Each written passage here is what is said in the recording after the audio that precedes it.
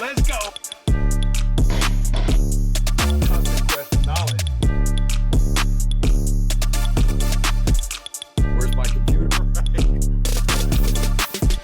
Right. Over there. And he's like,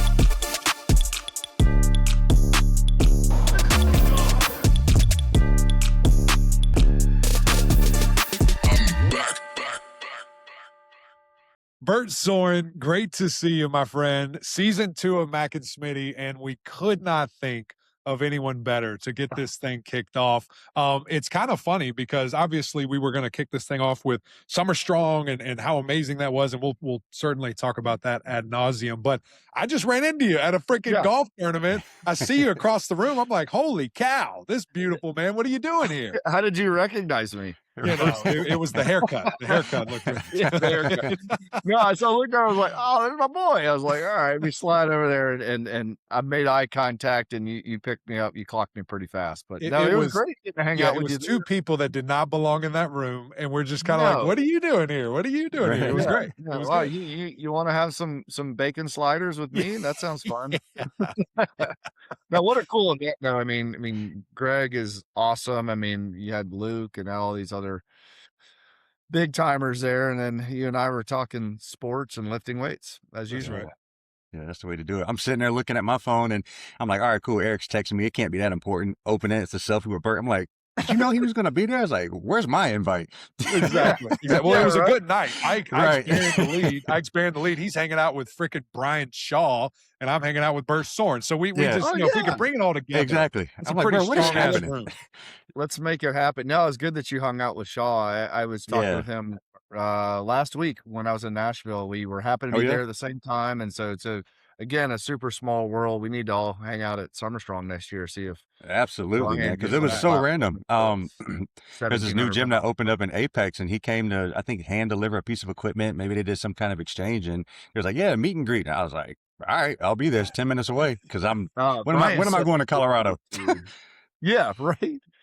His gym is awesome, and Brian's such a great dude. I don't know if you ever heard the story about Brian and my dad years ago. Yeah, so Pops is the one that basically told Brian to get into strength.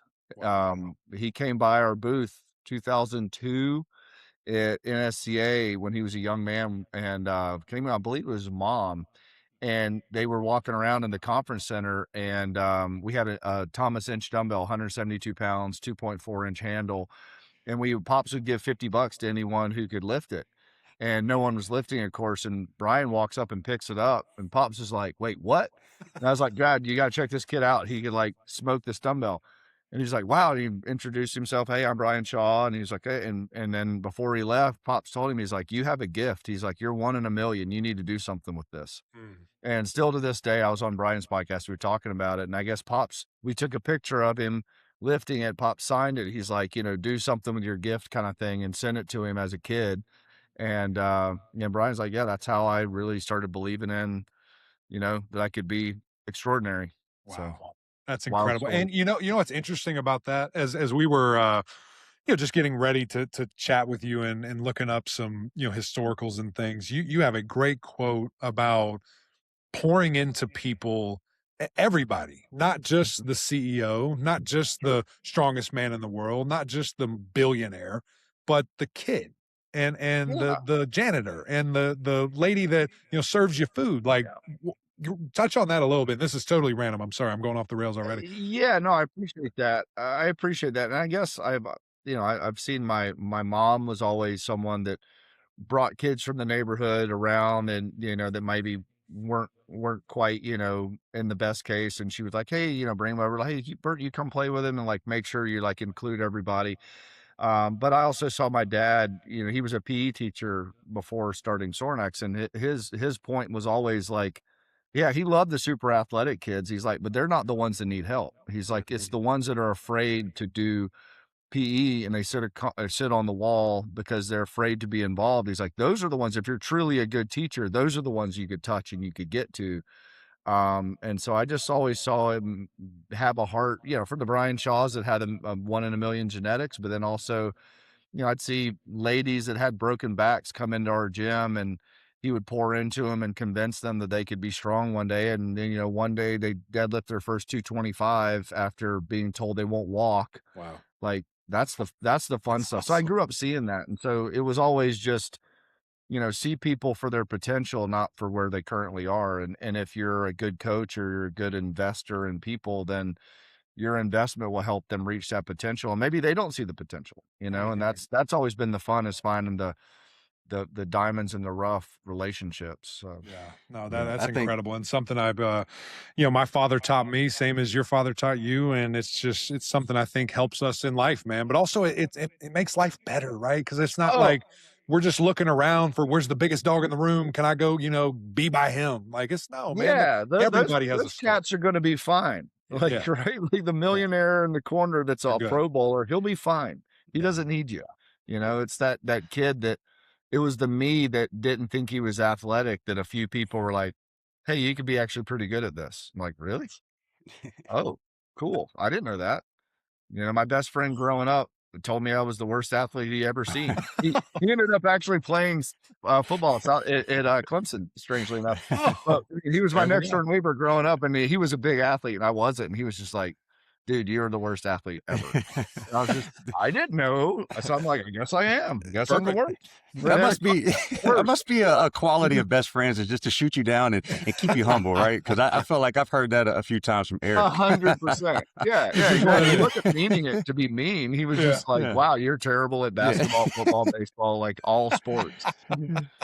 So, with that being said, Bert, like how did, I guess you could thank him maybe for kind of steering you into the direction of throwing. Like how did you get into, the college athletics or just your path of track and field? It's a funny story. So my dad was, he always loved lifting weights since he was a kid. He loved lifting, but he happened to be good at throwing. So he was the number one discus thrower in the nation in high school, the year that he was his senior year. And he didn't love it. He was just good at it because he was tall and super powerful, and he was doing Olympic lifts and all this other stuff. So anyway, he ended up going to the University of South Carolina, full track scholarship, first Sorin ever in our line that went to college. That wasn't like part of our family lineage. It was, working people. And so he got down here and was doing his thing. And so that's how he became a teacher and like moved the whole kind of Sorinex lineage story. So growing up, I wasn't big into sports. I was a hunter, fisherman, only child. So I was just kind of doing my thing. I knew with a fishing rod or a BB gun, I could go out and have a whole lot of fun. I didn't have to be worried about what anyone, when my buddy James was telling me I'm a terrible athlete, well, I guess I'm a terrible athlete. So I'll go fish, I'll go shoot a bow. So anyway, long story short, I ended up going to South Carolina just to be a dude. Like I wanted to go to App State. I was going to be a ski bum and, teach fly fishing and whitewater rafting and, do the whole thing. And, I got it accepted, but like on a second semester deal. So I was like, all right, well, let me just go to South Carolina. It's 10 minutes down the road. I'll go there for my freshman year and get some classes. I saw it kind of like a spring break. I was like, sweet, I get to live outside the house. I get to party. I grew up watching 80s movies. This is going to be awesome. It's going to be like, that was my vision of college, which was pretty good. Sounds pretty good. Yeah, right. Like on paper, like it had nothing to do with academics or athletics. I can assure you that. So, and I'm from Irmo. So Irmo has a bit of a underage drinking problem, at least in the 80s and 90s. So everyone liked to party. And so I was like, okay, cool. We're going to go down there. It'll be great. So I stayed drunk for the first 6 days and just ran around campus and tried to be an idiot. I guess statute of limitations at 17 years old. Yeah, you're good. You're clear. You're clear now. Yeah. So my 6th or 7th day, I'm like, man, I need to, work out. I need to like not do nothing with my life. So I still was working out 4 days a week with my dad. I enjoyed lifting weights, but I was like a really crappy discus thrower at Dutch Fork High School. I was 172 pounds, 6'2", like late bloomer in puberty side. Like I wasn't filled out at all yet. I certainly wasn't an SEC level athlete. So anyway, I called Dad. I said, hey, I want to work out. I know the rec center has crappy equipment. I know we have our stuff at the athletic facility at the stadium, Williams-Brice Stadium. I know you're friends with the strength coach. Could you get me in there so I could maybe work out on our good stuff? And he said, yeah, sure. Let me call him. So he calls him down there. This is again 1994. This is, a bit before better oversight. And so he calls, Rock Oliver answers the phone. He said, yeah, sure. Send him down here after the athletes are done. That's like 5 or 6 o'clock. I'm 17 years old. I finished my burrito. I'm like, well, I'm going to go because I forgot what time he said. So I just left. And if you've ever been in a college weight room, which I know both of you have, 2 p.m. in August on a college weight room is like, it is the most people on camp. All this classes are out. And that was when we had one weight room for the whole athletic department. Wow. So, I mean, football, baseball, cheerleading, track and field, like everyone was in there at the same time. So I cruise in my street clothes, like, a pair of shorts and like maybe a Sorinex shirt or something. I'm looking around. I'm like, I don't say anything to anyone. I walk over, I load the platform and I start doing cleans. I was like, just by yourself. You just took a whole rack. Just walked in and there's a platform. I start doing cleans. And so I was like, cool. Cause I knew you do Olympic lifts first. So I'm doing clean. I'm not saying anything to anyone. I'm just lifting. I was like, this is great. Like they have good bars. They have bumpers. This is sweet. And so I look over and there's a line forming and these people stay in a line and they have the Vertec out and they're doing vertical jump testing. I was like, well, that looks sick.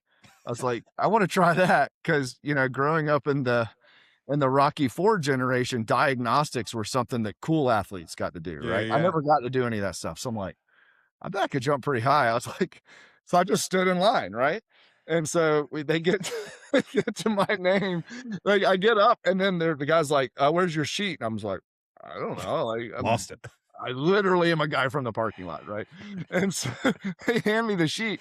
I write my name on, or he writes my name. Charles Anderson turns out to be a still strength coaching today. He writes my name on there and he goes, and then I do it. It's 8 feet. Great. I jump up. He's like 29.5 inches. That's pretty good. And I was like, it was the most of any of the people in line. I was like, sweet. I thought I could jump pretty good. Fine. He gives me the piece of paper. I'm like, all right. I walk back over and then I was like kind of done with cleans. Now I look over, I'm starting like, well, shoot, bench is open. Sweet. So we had an auto spot bench over there. It was one of ours. I'm benching. And again, I'm not strong, right? I'm not, I think my bench PR was like 215 at the time or Killing something. I'm in college with a 215-pound bench, right? So the next thing they do, same line of people is standing in line, and there's a man sitting down with a body caliper doing fat, testing. So that looks sick too. I was like, man, like I'm going to ride all the rides if I'm here because this is awesome. This is like a field day. We could just try everything out, right?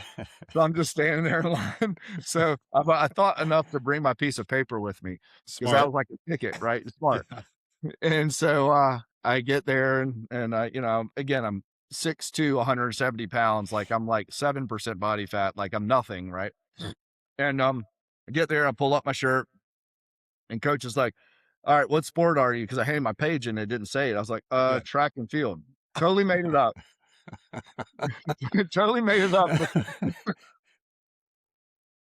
Because at least I knew enough about track to bullshit like the conversation. Yeah. I'd been a discus thrower and shot putter, so I knew enough where I could talk the talk if this guy, had a follow-up. If you had a follow-up. If I had a follow-up conversation, right? He goes, oh, track. He goes, what event? I'm like, what? I'm thinking, what does it matter? Just do the fat thing, man. Just do it, man. And I was like, shot put and discus, because I knew those, right?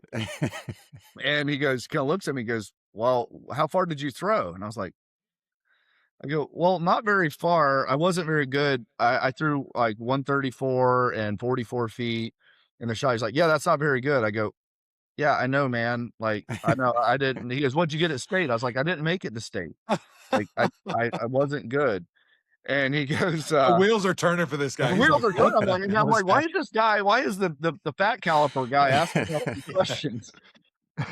So he goes, oh, you're a thrower. And I go, well, I was going to walk on in the spring, which was wildly a lie.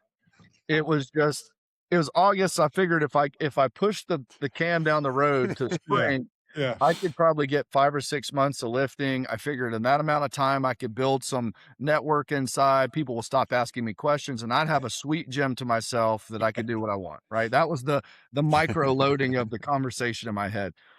And he goes, "Oh," "Oh," "Well, my name's Larry Judge. I'm the throws coach here at South Carolina." Oh, no. And I'm like, the one guy in Columbia, South Carolina that I couldn't lie to. I lied like all of the bullshit right to his face. That's awesome. And he just looks at me and I was like, "Ugh." And he was like, I was like, "Yeah, I was going to walk on in the spring thinking I could like moonwalk out of this conversation and everyone would be cool." Right. He goes, "Son, you're in college now. It starts tomorrow." And I go, Oh, man. "It's August." And he's like, "No, it starts now." And I go, Wow. "All right, coach, I'll try to make it." And he looks at me, he goes, "No, if you're going to be on the team, you will make it tomorrow." Wow. And I went, Wow. "Oh, all right." And I just walked out and I think I did like tricep extensions or something in the dorm room. And I was like, "Oh shit, did I just join the track team?" And so I called my dad. He's like, "How's your workout?" And I was like, "I think I joined the track team." Well, now you got to take into account, my dad was the prized horse they brought in to throw discus at South Carolina. So Oh, my God. it's like if your dad was a dude at Clemson and you'd never played football Right, and you right, walked man. onto the team and he's like, "Wait, what?" Like you don't have, and Pop's like, "What? Wait, what?" Like you've been there a week and you joined the team. Like, what are you? This is not a part of the plan. You never talked about this. Right, right. And he's like, "You don't have to try to do this to impress me." Or Right. anything. That's what he thought. Right. Yeah. Yeah. I was like, I don't even know what. And he goes, "What are you going to do?" I go, "I'm probably going to show up tomorrow at 2:00 and see what happens." And he goes, "All right, well, let me know." And he figured like it would be a day. Right. Right? And so I showed up. I mean, I'm of course the smallest kid by far. First two guys I meet, Kevin Mannon and Jeff Shalade. I walk up. Jeff is 287 pounds, 6'3", hair this long and a beard. I walk up.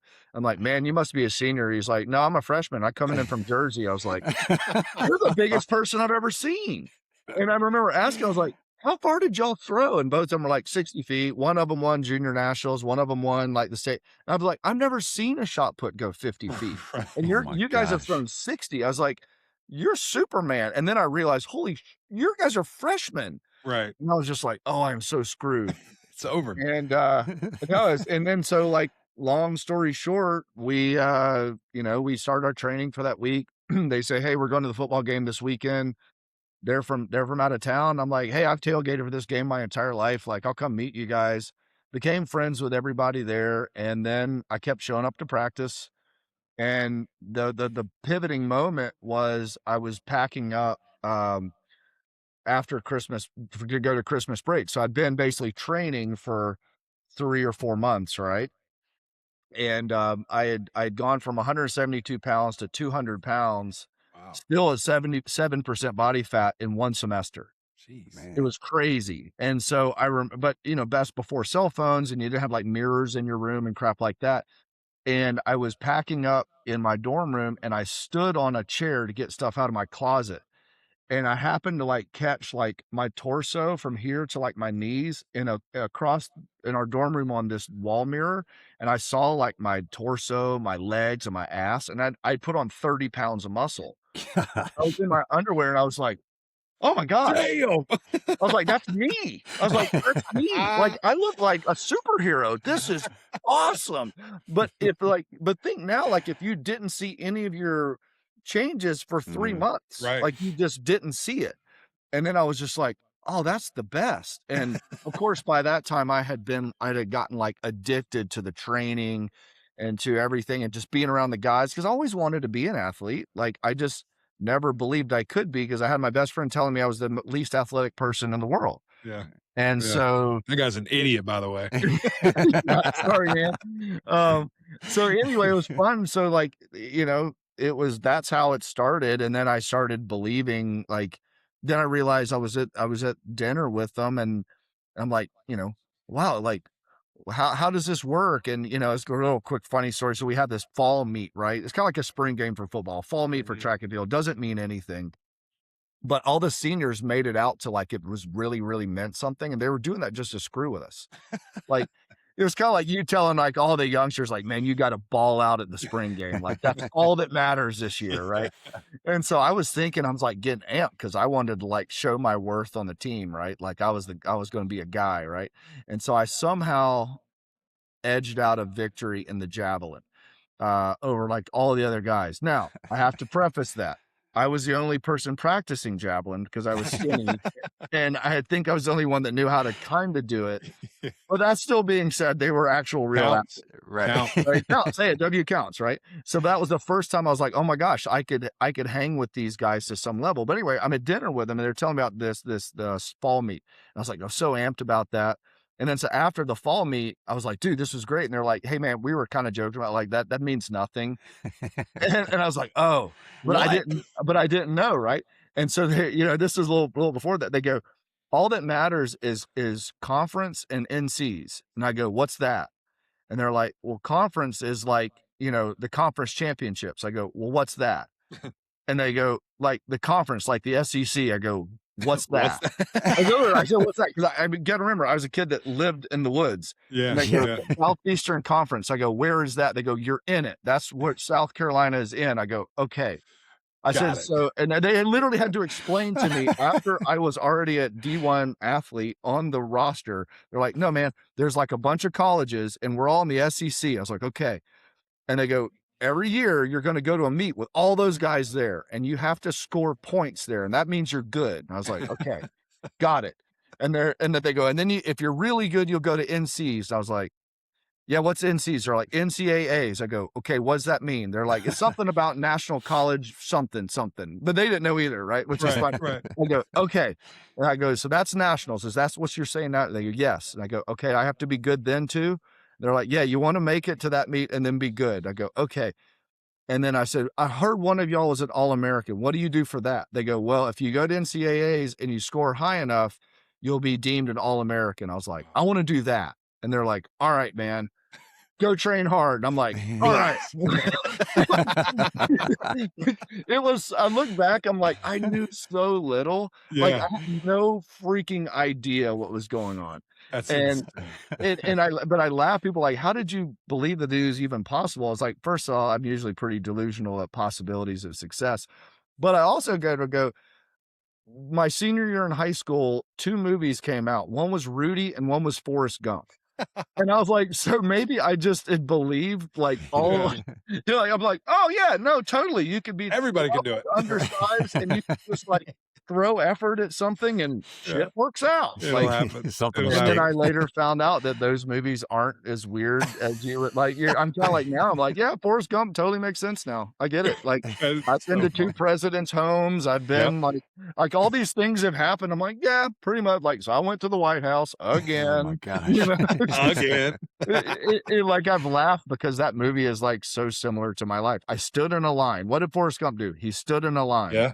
And I was like, I'll stand in this line. And then this opportunity opened up. Well, I walked through that door. Like, yeah, sure, I'll show up at practice. Unreal. So that's how I got into track and field. That's my long story. Literally, but let me take this a step further for everyone watching that doesn't know, that is out in the woods and not paying attention and watching this podcast. And I we get buried the lead. Yeah, we buried the lead here because Bert not only walked in to the weight room, but just walked into the freaking Hall of Fame, dude. Let's Come go, on. baby. 4-time All-American, SEC champ. It's so wild when you dominant. It's so wild when you understand the ridiculousness of it. Like I kind of laughed. I was like, I'm pretty sure I'm the only person in the Hall of Fame that didn't know what the sport was when they got to college. Like, that got on the team because he lied to the coach. Like what? Yeah, it wasn't supposed to even be in the room, like literally. And I look at that, and that to me is their answer. My first question: why do you invest in people that you don't think you should? Because I'm one of those guys that shouldn't have been invested in. Right. I'm one of those guys that, some of my teammates are like, "Yeah, Bert, no, you could be an All-American." Like, what do you don't say that to a 170-pound kid trying to throw in the SEC? Like, unless you're just being a jerk or you're a soothsayer, right? Yeah. And then a couple of the guys are like, no, man, you have like really good, firing patterns. Like you could be as good as you want to be. And once I learned that, it was like, oh, I can just be as good as I want to be. Nice. Then, and then I'm hanging out with people every day and giving rides to be, my my training partner, Don Ellerby, broke the world record in the hammer like every week. Wow. So I had all these like hyper studs around me. And then I realized I ate dinner with them every day. I trained with them every day. We lifted in the same rack every day. So after a while, it was demystified. Like, although I still felt they were amazing, their capes kind of disappeared. I was like, oh, they're not superheroes. Like, we're all doing the same thing. Yeah. And if I do the same thing long enough, I'll eventually be where they are. And I just kind of started melting down the barriers between what I thought was like where I was and who amazing, great people. My roommate made 3 Olympic teams. Man. Like, it's just like, he won 8 out of 8 SEC championships and won 3 out of 4 NCAAs. You're like, the guy was a super stud. And still studliest, freakiest dude I've ever been around. Yeah. But when you're around it every day, your barrier of what you think is good is like, Right. I mean, I laugh. I not to like brag with numbers, but they're pretty solid. At 216 pounds, I power snatched 275, clean 365, squatted 608 for 2, and bench 365. And I was the 5th strongest person at my house. At my house. That's great. And that's what I'm saying. Like I wasn't considered one of the strong ones. And I'm looking now, I'm like, dang, dude, like I've killed him on the fleet. There's like those dimensions, but it's like when your roommates are benching 500 every day and cleaning 400 every, we had 5 females at South Carolina squat 405 for 5 the same day. Jeez. 5 females walk the bar out. And, and so after a while, you're just like, okay, well, this is what you have to do. This is what you do. So building that like barrier of what I thought good was, that just totally opened up. So, I mean, I've kind of talked, I was like, everything that frameworked the rest of my next 30 years was built in that 5 years at South Carolina as an athlete, because I learned so much of everything about life. Like, again, of one story, like I come back from Christmas, my first year. I've gained weight. I'm feeling pretty good about myself. I walk in, head coach who had never spoken to me, Greg Kraft. He's like, Bert, come here. And I was like, oh crap, the guy knows my name. This is great. Like, good call. The dude knows my name. Walk over there. He's like, hey, got your grades. I'm like, oh, because I knew they were. No. Yeah. He goes, you got an A, a B, a C, a D, and an F. He's like, are you just trying all of them out, or what are you doing? And I was like, well, coach, trying to like turn on the charm a little bit. He's like, listen, he's like, the other teammates seem to like you. Your dad had some good genetics. You seem to work hard. He's like, but here's the thing. To be on this team, you need to be one of these 2 pieces in a value proposition. You need to either throw really far at conference and score points and make nationals, or you need to get really good grades to hold the team average up to make up for the kids who are really good but have to be on the team to score points. That is such a real conversation. It was the realest that is the most important conversation I ever had in my life. At 18 years old, he goes, listen, you have 2 value propositions: throw really far or get really good grades. Optimally, you do both. He goes, here's the thing. He goes, currently you're doing neither. Yeah, he goes, right. Exactly. Exactly. He goes, you are not he didn't call it a detriment. You are wasn't a detriment to the team. It was like you're a liability to the team. Gosh. And he looks at me, he goes, get your shit together or leave. And I just sat there, my little 18-year-old coming back from Christmas, all my friends were like, man, you're cool and you're big now. And I just was like, oh, there's my dose of reality. He's like, you haven't competed for us. He said, I didn't ask you to come here. Right, you were not a recruited walk-on. You somehow are on the team. You could very easily be, I mean, like you're a liability. Yeah. And he literally said, this is the first time like an adult cursed that. He's like, get your shit together or leave. Wow. And that one line drove the rest of my career. Because I was like, oh, you're not being a nice guy. You're not a mean guy. You're just being truthful. Right. Thank you for being truthful. And I got to talk to Greg Kraft 20 years later. I said, that one sentence was the most impactful thing that I heard at that age. Because all I knew then, throw real far. How do I throw far? Get stronger. How do I get stronger? Get bigger. How do I get bigger? Eat, lift, and throw real far. Got it. How do I get better grades? Actually go to class. Actually, Okay, good. You just gave me my framework. Everything outside of that, I did not care about. Right. And it made it dirt simple. Now, it didn't happen right away, but I will say my senior year, I was on the dean's list. I was academic All-American, 4-time All-American, team captain. And it's just like, oh, you told me what I had to do, and you made it very, very simple of what I had to accomplish. And then I could be hyper-focused on that. And if this isn't a subjective score, whether you like me or not, and I throw further and get better grades, you got to do your side of the bargain and say, hey, you're doing a good job. So that aspect was wildly helpful for me.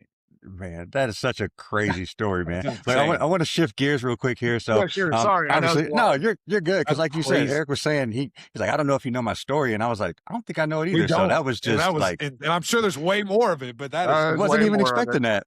Here's a lot. So you see, I got my Summer Strong 17 shirt on. Yeah. EMAC and I attended Summer Strong for the first time together this past year, a couple weeks ago, number 19.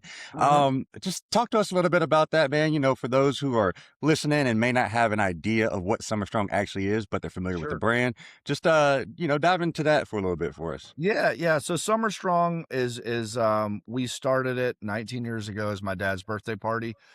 Dad, who we called Pops, like obviously my business partner, best friend, coach, guy who started this whole mess. And so 19 years ago, his birthday was coming up. I said, hey man, what do you want for your birthday? And he's like, I don't know. Like, I don't really need anything. He's like, let's just open up the gym. Let's cook. Let's maybe get a keg. Let's let people lift. Let's just let people hang out and just kind of do something for the community. And I said, cool. So there's like a week in advance. I text a couple people. I mean, there's early days of internet. So I think I put it out. I was like, hey, we're going to do an open house. And 38 people from 5 states showed up. And they were like, all right, cool. We're going to lift. I'm like, sure.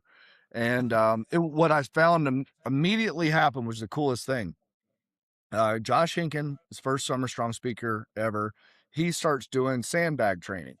And I watched Olympic lifter, and it was weird. We just had this myriad of people. We had really good Olympic lifters, really good power lifters, like pro level strongmen, pro level throwers, pro level fighters. Like all these people out of that 38, those all showed up, right? Well, he starts doing sandbag training. Everyone's just started doing it with him. And I was watching, I was like, wow, an Olympic lifter doing sandbag stuff. Interesting. Well, then they started talking back and forth. And then the Olympic lifter guys started doing snatches and doing some banded snatch, drills. And they started going. And then it turned into front squats. And then it turned into back squats. And then the back squat. And then, of course, the power lifter started coaching back. So it kept going. I watched people with dissimilar modalities start pouring into one another. And it happened super organically. And no one had their ego on their shoulder because who cares how good the sandbag guy is if you're an Olympic shot putter? Like, you're going to learn something from him. And so that first year we got to the end of it and we're like, man, that was fun. But I just saw something happen which I hadn't seen before at other events. And so that became the bias for the whole thing, was get dissimilar people together and help them realize how similar they are, while always showing respect to one another and showing eagerness to learn. And so, you were there for my opening statement. This is what we do here. Everyone in the room has a job.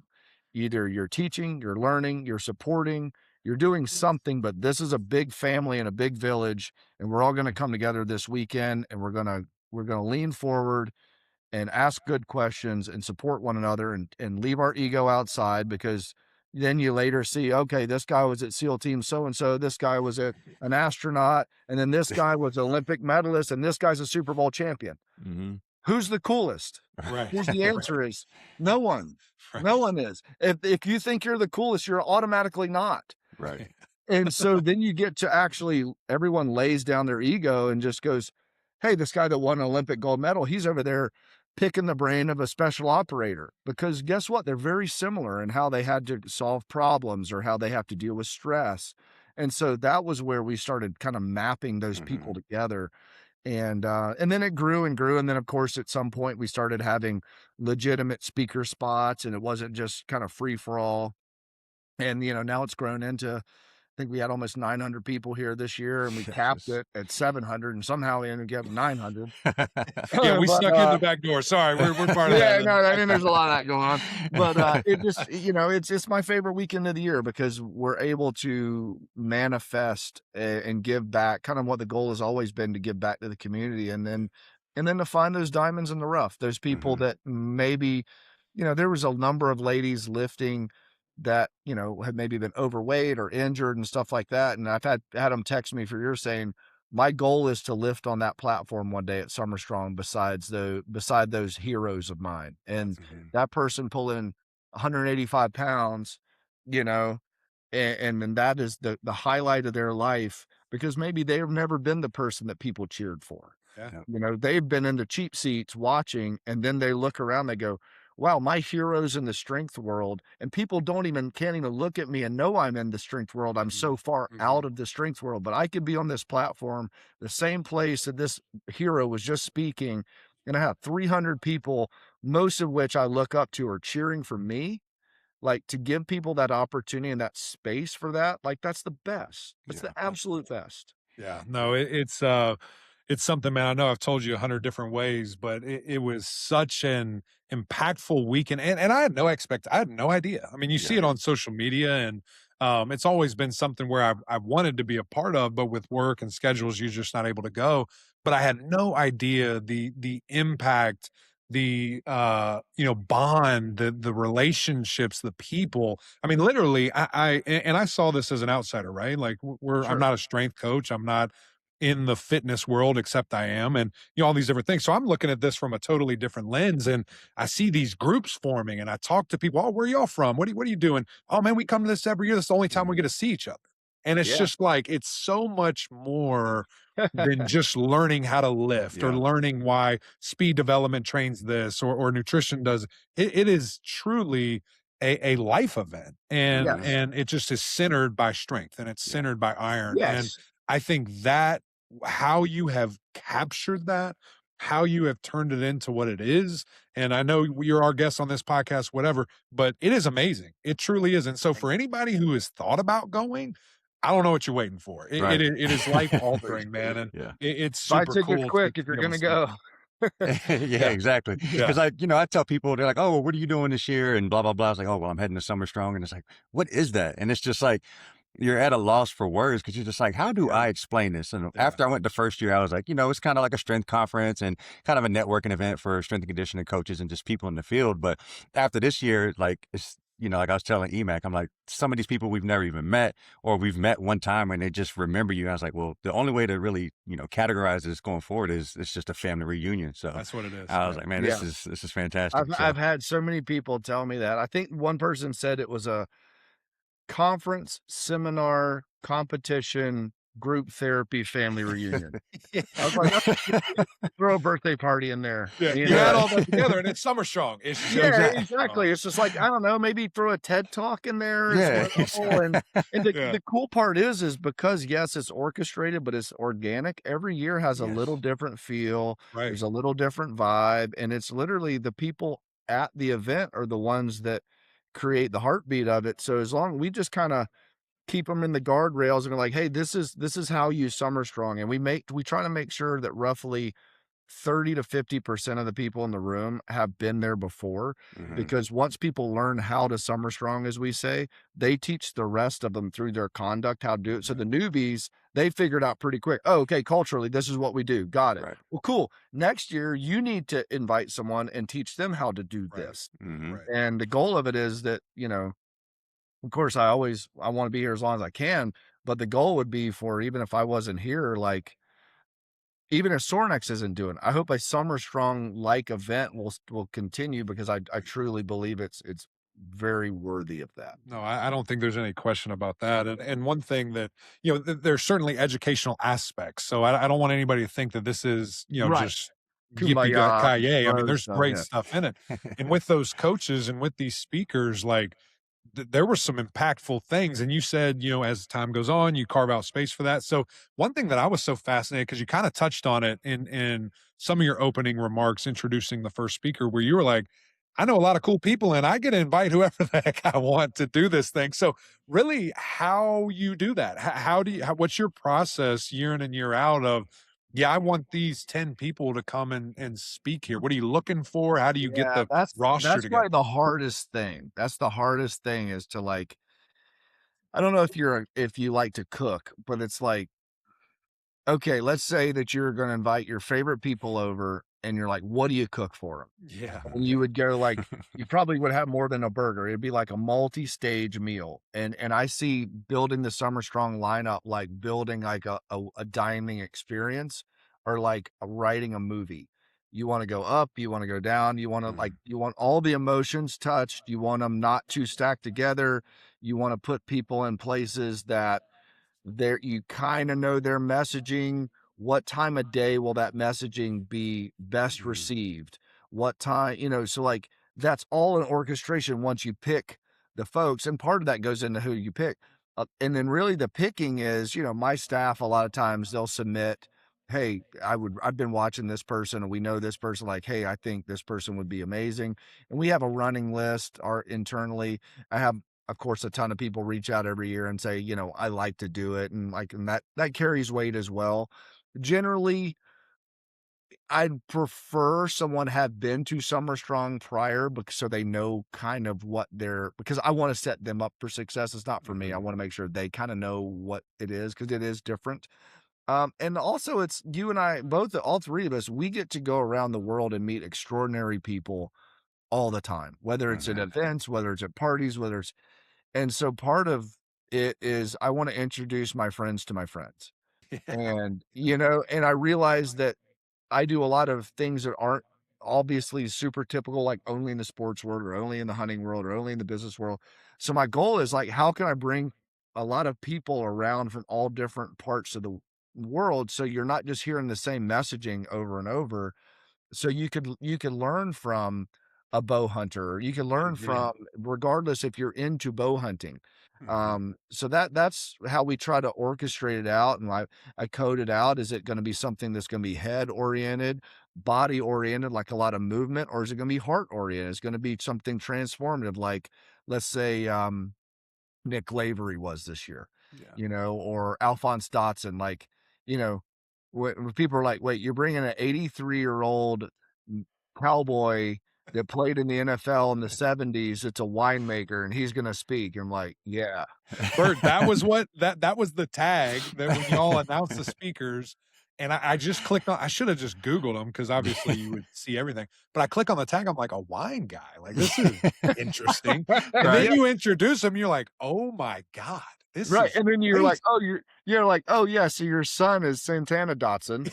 Yes, and your grandson's Kahara Dotson. Yeah. So like, this, and he didn't even mention that. Right. Right. So it was just, but when you get talking to, there's so much of a heavy story with all these people. And that's kind of my goal is how do you pick those people with the stories that might not be told in certain circles? And like if you ever get a chance to watch Neil Kamimura speak, you got a speech, I think it was 2011 or 12, something like that. But you got a half Japanese, half Hawaiian knife maker that's 5 foot nothing with long hair down to his back. And people were like, strength conference? Like this guy? And he delivered arguably the most powerful presentation of all time at Summer Strong. Wow. I mean, and he was what I call a knockout punch. I'll try to pull people that no one knows generally. And it's like, yeah, this is a big name guy, but this one, you're not going to see this one coming. Right. And so he was like a knockout punch for me. I was like, oh, this one's going to be a fun, like you set up the okey doke. And then he okey doked the crap out of me. Like he just delivered. I was just like, all right, man, I can't breathe right now. Wow. So that's the fun stuff is when you give those people an opportunity to bless people from different areas, and so that's a little bit of the behind the magic on that. Yeah, I think it's just crazy to see, like you said, the strength world is such a small community, but just that the bond that it's able to form. So we're all here under one roof for one thing, and then like you mentioned, it's like the knockout punches, the okey dokes. It's like, of course, we're here for one reason. We've been brought together, because we love the gym, whatever the case. But it's just like there's so many other layers to just people in the world in general. So it's just nice to have that opportunity to have, just sit still and hear someone else's perspective or just their story and just, just how they think. It's just, you never know what you're going to Yes. get. And And you to be just able to leave honor fired and up. bless someone with your time and attention. Mm-hmm. I mean, a couple years ago, a friend of mine, his dad flew off the Yorktown in World War II, and we threw him in there like as a last minute lunchtime. Guy's 93 years old, been shot down twice in World War II, Man. and just walked in there and just delivered this, like, you've got to be kidding. And every veteran in the place was like on the edge of their seats, just like, where did you get this guy? And I'm like, Right. oh yeah, that's one of my best friends growing up. That's his dad. And I never thought about him speaking until a month ago. And I called him and he just said yes. And it was like, but when is a 93-year-old man going to have a chance to like say what he thinks about Mhm. this after 60 something more years of clarity? And for us as youngsters to be able to give someone that respect, or Alphonse Dotson to listen to him, I know Alphonse had just lost his wife and his mother within 2 months. Mm. And the trauma there. And then, so I say, you know what? I thought Alphonse did great, but even if he didn't, to give a man of 82 or 83 years old an opportunity to hold space for him to download in front of people and no one went anywhere and everyone listened to him and then gave him respect, I'll take it. Like that's Absolutely. worth, because I look and say, I lost my dad 2 years ago. If my dad had an opportunity to speak somewhere and he was able to impart wisdom to young folks, I would hope everyone would respect him and give him an opportunity to. So Mhm. that's part of it built into it as well. It's like we try to make sure that everyone feels very respected and very heard. Yeah. And that doesn't always align with the typical strength conference. And, and that's where we're trying to redefine what is strength. Is strength a big, strong hinge pattern? Yeah, sometimes. Right. Or is it the courage to walk up and tell your story? Is it the courage to walk up on that platform your first time in your life and do Mhm. something that terrifies you? And so we try to find that in different definitions in different ways. Yeah, I love that. So as we mentioned, you're newly inducted into the Hall of Fame. Summer Strong's growing bigger and bigger every year. Sorinex itself as a brand is just huge. What's next for you and the company? Oh man. Oh gosh. Well, we were just gonna attempt to continue to do good work. Yeah. I mean, we have a lot of jobs on the board right now, which is just thrilling. We had a year ago. I'll brag for a second, and just because you don't normally get the chance to, one of our goals was always what we called run the table. We wanted to have every major sport, the champion of that sport, to be a customer. And so we were able to then, within about last year, our customers were national football champions in high school, college, Super Bowl champions, NBA champion, WNBA, Final Four, World Series, and the Motorsport Series. Golly. So we were able to kind of like Not too bad. Yeah. for the most part, we ran the table. This was pretty cool. We're like, all right, guys, like, good job. And again, it wasn't us. It's nice to know that maybe we had a little piece of that assisted them in getting there. Yeah. And as men, what is our major? If you ever read the book, Wild at Heart, talks about every man has the question, am I good enough? That's why we do sports. That's why we court our girls. That's why we probably lift weights. That's why we do anything men do generally, is to answer that question, am I good enough? And there's a side of us that says, well, will we be chosen by the greatest athletes and teams in the world as their providers? And so that's what I'm working forward, is how can we be valuable to the people that cannot afford to lose, the ones that can afford anything but to lose. Mhm. How can we be more valuable to them? And so when there's some evidence there that they chose us and they still went, and they didn't get worse. So that's nice. So that's something I take very, very, I mean, that to me, that's so far past the money side of it. I mean, that's great. We got to keep our doors open. We got to make some Absolutely. money, but the key for us, like all of us every weekend, Mondays, we're looking at the college football rankings, the top 25. How many of those teams are our customers? We're pissed if our percentage drops. We're pumped if it goes up. And we're always trying to drive that forward. And like, how do we help, how do we become the go-to guys for the go-to guys more and more so? Yeah, That's the yeah. part. Well, you're doing it, man, and this was a real pleasure. We're gonna have to get you back on because Yeah, there's anytime, so man. many aspects of your life that we can dive into. We need like 3 Joe Rogan podcasts to really Oh, feel geez. the full Bert Yeah, man. No, experience. I'd love to talk with you guys anytime, whether it's on or off camera. You guys are amazing people. And no, I there's a couple funny stories here and there, and that you would be very surprised that ever worked. You're the best, man. Thank you for your time, Yeah, brother. we appreciate your Thank you, time, man. guys. Thank you You for guys are everything. amazing. Please keep doing what you're doing. Please keep bringing the energy you're bringing to the room, and the love that you're bringing people, and the respect, and you're leaning forward. You guys are doing it right. If people are paying attention at home, do it like these two gentlemen, please.